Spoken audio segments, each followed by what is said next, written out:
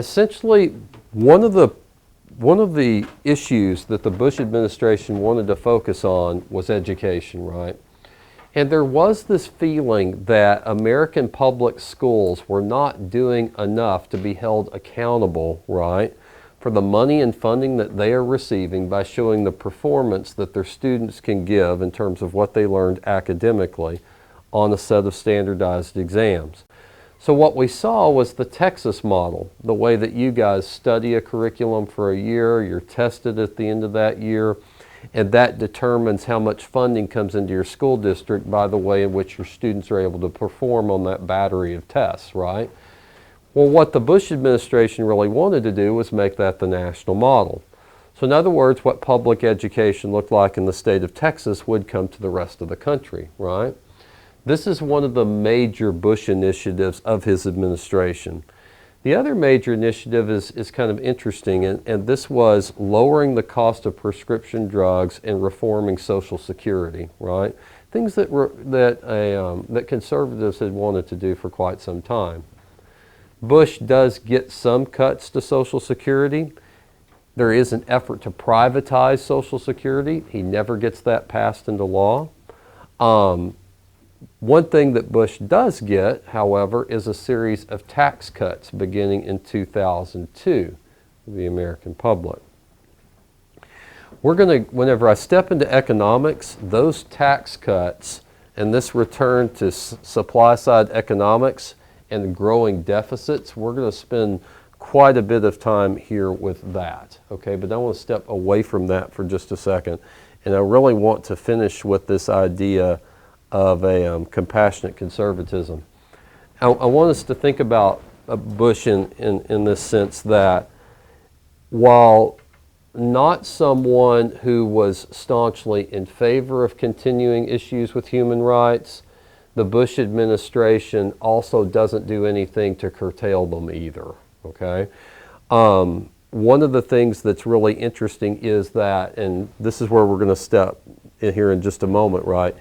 Immigration actually continues into the country, particularly, and please write this down, from Latin America during this period. Now, what I think you're going to find interesting, because, and this, again, we're going to be wrapping all this up by talking about some things that they're from different areas, but they really go together with one another, is this idea that when George H.W. Bush was the President of the United States, at the end of his term, he had negotiated what is called the North American Free Trade Agreement, okay? Now, it's the Clinton administration that ends up signing this into law, okay? Well, what happened was simply this. There were two results for that, right? First, there is an economic boom in the 1990s, okay? But the second thing is this. For a time, immigration actually slowed because we were seeing better paying jobs coming into places like Mexico, for example, from the United States. So there were less people moving into the United States from Mexico or from Canada. However, as we saw the economy in the United States change in the early 2000s, we began to see during the Bush years more people coming from Mexico looking for jobs here in the United States, okay? So one of the things that I want us to think about is that while NAFTA in the beginning, right, sort of alleviated some of the issues with immigration, by the end of the 1990s and the beginning of the 20th century, immigration actually picks up during the Bush years coming from Mexico.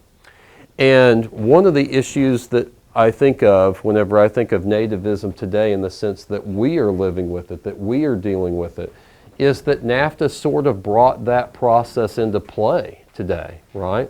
In that free trade agreements, while they were good for both sides in the beginning of the process, as companies began to move, right, and shift where their labor sources actually came from, we started seeing a lot more people looking for work here in the United States.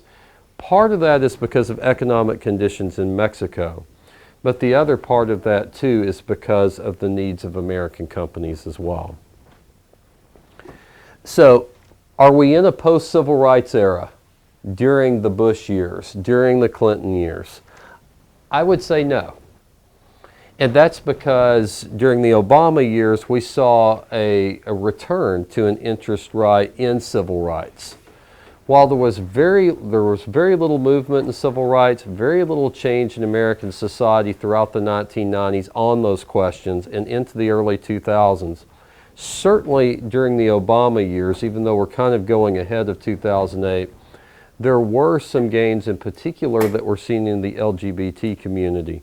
For example, in 2013, gay marriage, for example, became legal by a Supreme Court ruling, in the Obergefell case.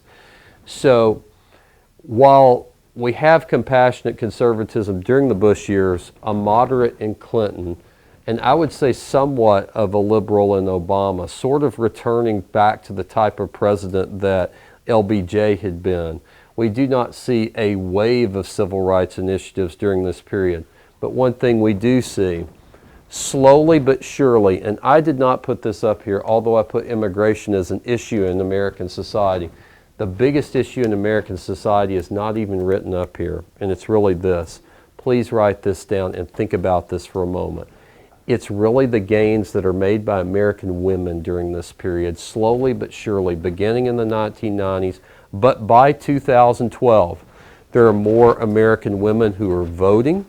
There are more American women who are achieving a higher education. In fact, by 2012, there are actually more female college graduates receiving degrees in America than men for the first time in American history.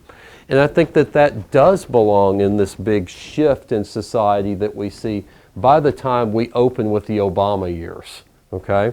Because it's women that are going to become a significant voting bloc in 2008, along with minorities, in 2012, and particularly in the midterms in 2018, okay?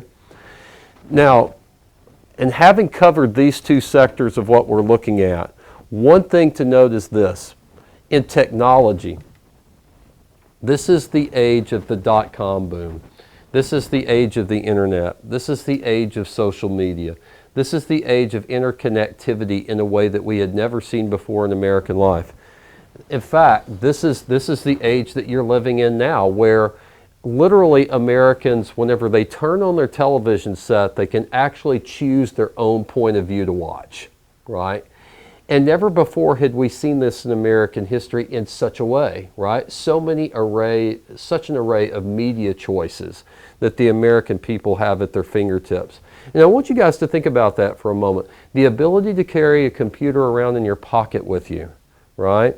That's what I believe, and along with social media as an innovation, that's what I believe characterizes the landscape, the social landscape of this period. So whenever I think about the technology of this period, I think about it connecting directly to American society during this period.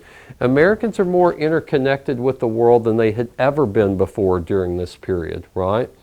While I think television began that process, now I want you to think about it in this way. News never stops.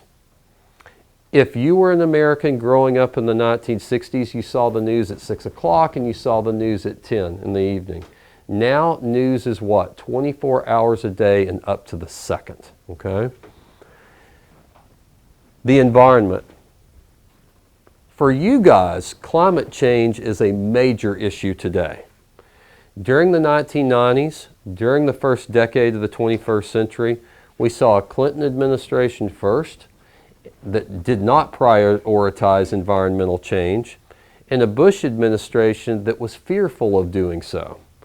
What I think is interesting is this. The conservative outlook on the environment has always been, if we regulate the environment, that's not beneficial for American business. But with a major disaster in New Orleans in 2005 with Hurricane Katrina, there began to be very big concerns, not just about the American environment, but about our ability to respond adequately to environmental disasters. The Bush administration received a black eye in 2005 from their lack of an ability to respond adequately to Hurricane Katrina. But that was only part of the problem. The other part of the problem was there was no environmental infrastructure to deal with such a disaster that had been put in place in New Orleans in the first place, and certainly nothing that had been put there, right, adequately in the aftermath of Katrina to prevent such a disaster from occurring again. Now, I want us to think about it in this respect, having gone through Ike in 2008, having gone through Hurricane Harvey, about 18 months ago at this point in time, right?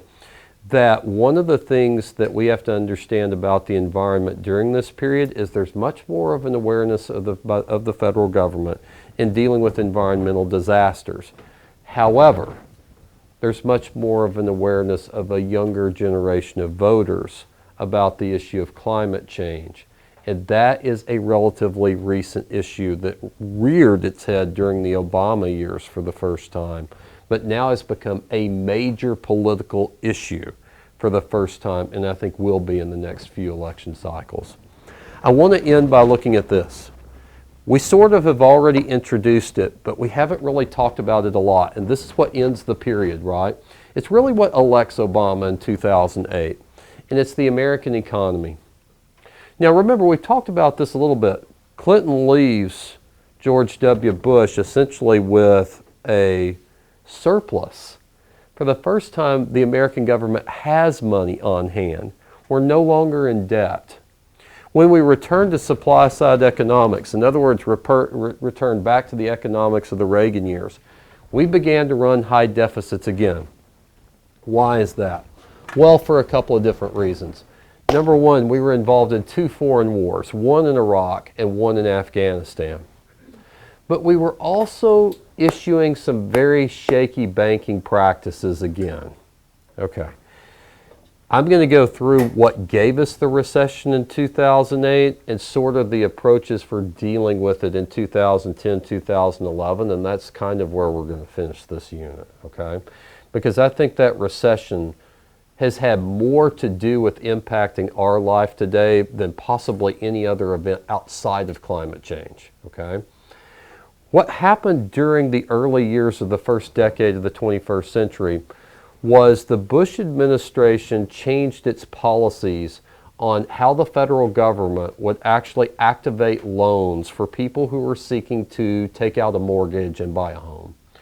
In fact, the Bush administration even encouraged Americans to take on such mortgages because the idea was that we wanted to stimulate such sectors in the economy as house building, okay? Let me give you an example, though, of what was happening whenever we were doing this, okay? First, as banks became deregulated, it became easier for people to acquire a loan or mortgage to buy a home. Here's the problem with those mortgages. Most of them, hopefully you're writing this down as a revolving mortgage. What does that mean? Okay. So, and there were also issues like credit default swaps. Now, that's a pretty complicated economic term, but we're going to get to the basics of what happened, okay? What happened was simply this. Take all of these suburban developments that you see that characterize the area that we're living in today. A company buys a big block of land. They put very expensive homes on that land. And at the time, 2000 to 2007, we were encouraging people to take out loans and to buy those homes. Here's the problem, okay? So if I step into a loan and I don't have the ability, right, or I don't realize that that loan is going to increase in its value over time. In other words, what people were doing was this. They were buying into loans that over time increased not in their value but in their payment structure. So the idea is this. The longer you're in the loan for this home or you're into this mortgage, the more money you're going to make. So you're going to easily pay this loan off, in theory, right? So what the Bush administration did was they lowered interest rates. Well, what does that mean? Well, there's less money that you have to pay to lending institutions to take out this loan in the first place. Well, what's the problem with doing all this? Well, let's say that we'll even take my income as an example and my wife's. Let's say that together we make $150,000 a year. And we decide that we're going to buy a home that costs $500,000, which would be nuts, but that's what people were doing at this time, right? So what happens is this. To lure you into taking out that mortgage to buy this home, financial institutions were offering you, in essence, these revolving mortgages. So when you started to buy the home, the payments would be low. The longer that you were in the home, the more the payments increased. But the payments increased at such a rate that it went beyond your ability to pay for the house. So in other words, if I was paying $1,000 a month for this home, the first year into the home, right? By the time I'd been living in this house for 3 years, that mortgage rate had jumped to $1,500 a month. Now most of us, our salary doesn't jump that quickly to be able to pay that easily. And so what happened was, because people had gotten into or become locked into these loans that had these revolving rates and revolving payments, right? Well, what happened was simply this. At some point, they couldn't afford to be in those homes. Now we have a problem, right? Because now, in order to get out of that loan, what do you have to do? You have to sell the house. But in order for the bank that you took out the mortgage from to make money, when you sell this house, you have to sell this house for more than the value of the mortgage that you still have left to pay. In other words, you have to be able to do what? Sell that house for enough money that you're able to pay back the bank, and you're in the clear and the bank is too. Here's the problem with buying a new house. As you keep building more subdivisions, what happens to the house that you bought 5 years ago? It's nowhere near worth the same amount of money that it was whenever you bought it. We call that depreciation, right? And that's what happened to a lot of American families. They bought into homes, their mortgage rates increased, and the payments increased beyond their ability to pay. And whenever they tried to get out from underneath those loans, what happened? The homes were not of such a value that they could sell them back and pay back that banking system. So what began to happen in 2008? A banking system that was already strained by our involvement in 2 foreign wars and was already strained by a housing market, now all of a sudden became what? Overwhelmed by that market. And so eventually, as people started defaulting on their loans across the country, we had a banking crisis and a major recession underway as early as 2007. And by 2008, it became the major defining election year issue. And I think the major defining issue of your life up to this point, really, if we may not be aware of it in that sense. But here's what happened. So if the housing market falls, right, what's next? The automobile industry. We had been involved in 2 foreign wars. Where are they being fought? The Middle East. What industry provides Americans with energy sources? The petroleum industry. Where does it get a lot of those sources from? The Middle East. What happens whenever you can't access them so easily? Gas prices go up. So at a time when there was a huge banking crisis in America, people are also doing, I remember this really well. I drove through New Mexico and up into Colorado in the summer of 2008, and I was spending $4.75 a gallon for gas. In France, which I visited the next year to go climbing with some friends in the summer of 2009, they were actually paying $7.85 a gallon for gas. So I want you to think about this for just a moment. There's a banking crisis because of the housing crisis, right? And then there's a crisis because of our involvement in 2 conflicts in the Middle East, right? In terms of the cost for petroleum, the cost for fuel. So what industry is about to fail in American life? The automobile industry. So when Obama becomes president, the way of dealing with it became this, right? The ARA, which is the last on the list, the American Recovery Act, sometimes referred to as the stimulus. So what the federal government did was the same thing that we did during the Great Depression. We started putting billions of dollars into the American economy. To do what? When the automobile industry failed, right, we started doing what? Reopening and bailing out the auto industry so that we do what? Keep people employed. What else do? We inject money into the biggest banks and mortgage companies to keep them afloat, right? So that what can continue to happen? Credit can continue to flow so that people can continue to, even though they may be paying less, right, still continue to pay back those financial institutions. But how do the American people see this? This is how we get the politics of today.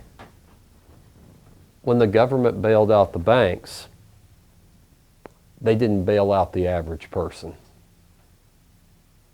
So who benefited from those bailouts? Mostly people who had investments in those banks and in those institutions, so it ended up being the very wealthy.